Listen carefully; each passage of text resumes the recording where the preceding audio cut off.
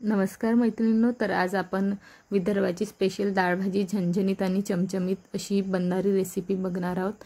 तर मी सगळ्यात आधी तुरीच्या डाळीला ड्राय रोस्ट केलेली होती। त्यानंतर तिला स्वच्छ पाण्याने धुवून त्यामध्ये 2 टमाटर, 1 कांदा आणि बारीक चिरलेली स्वच्छ पाण्याने धुतलेली पालक टाकलेली आहे। त्याच्यानंतर आपण त्याच्यामध्ये पाणी ॲड करून घेऊया 2 ग्लास।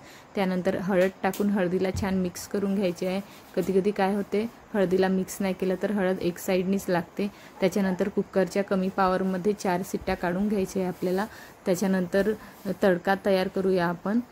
तडक्यामध्ये जिरा, कढीपत्ता, लसूण, मसाला आणि लाल तिखट टाकायचे आहे। आणि हे छान झाले की त्याच्यानंतर आपल्याला जे आपण कुकर लावलेला होता त्या डाळीला छान घोळून घ्यायची आहे। तिला गॅसवर गरम करायला ठेवायची आहे। तिला एक उकळी आली की गॅस बंद करून आपल्याला तडका टाकायचा आहे। त्याच्यानंतर आपण त्याच्यामध्ये वरून कोथिंबीर टाकूया आणि अशा प्रकारे आपली डाळ भाजी स्पेशल तयार झालेली आहे। खूप टेस्टी वाटते, तुम्ही